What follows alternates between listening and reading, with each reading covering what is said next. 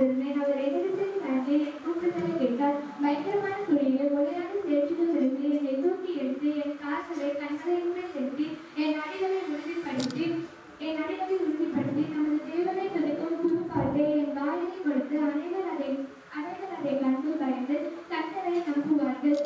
அதுகாரிகளையும் பொய்யை சார்ந்திருக்கிறவர்களையும் நோக்காமல்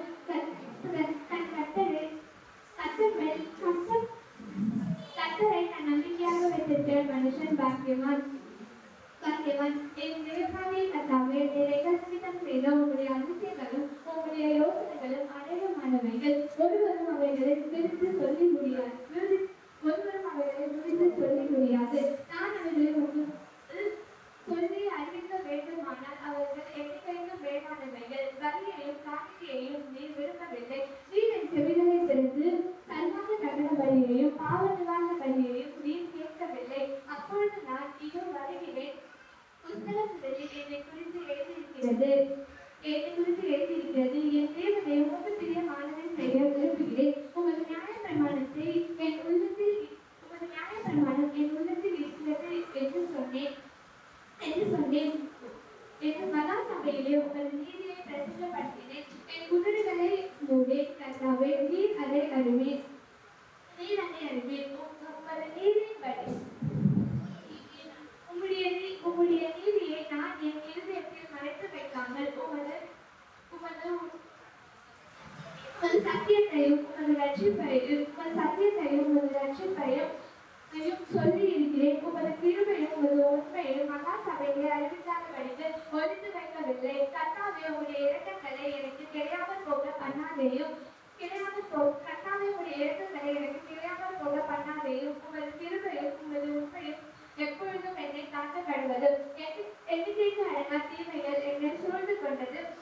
என் நகரமங்கள் தொடர்ந்து பிடித்தது. நான் நிமிர்ந்து கூட பார்க்காதிருந்தது. அவைகள் என் தலைமையிலும் அதிகமாய் இருந்தது. என் இருதயம் சோர்ந்து போனது.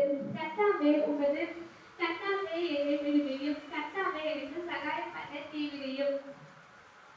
என் பிராணனை அழிக்க தேடுகிறவர்கள் வெட்கி நாணி எனக்கு தீங்கு செய்ய விரும்புகிறவர்கள் பின்னிட்டு லட்சை அடைவார்களாக. என் பேரில் இதுவே நாங்கள் விரும்பினது என்று சொல்லுகிறவர்கள் தங்கள் வெட்கத்தின் பலனை அடைந்து கைவிடப்படுவார்களாக.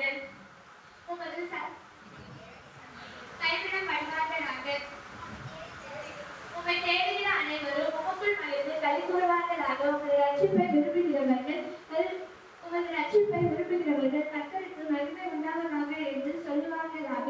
கர்த்தாவே, நான் சிறுமையும் எளிமையுமானவன். கர்த்தரோ என் மேல் நினைவாய் இருக்கிறார். தேவரீர் என் துணையும் என்னை விடுவிக்கிறவருமாய் இருக்கிறேன். என் தேவனை தாமதியாதேயும். சிறுமைப்பட்டவர்கள் சிந்தையுள்ளவன் பாக்கியவான். கர்த்தர் அவனை விடுவிப்பார். கர்த்தர் அவனை பாதுகாத்து உயிரோடு வைப்பார். பூமியில் அவன் பாக்கியவானாய் இருப்பான். அவன் சத்துருக்களின் இஷ்டத்திற்கு தீரங்களில் ஒப்புக்கொடு. பணிந்து வியாதியாய் இருக்கிறவனை கர்த்தர் தாங்குகிறார். அவனுடைய வியாதியிலே அவன் படுக்கை முழுவதையும் மாற்றி போடுது. கர்த்தாவே, என் மேல் இரக்கமாயிரும்.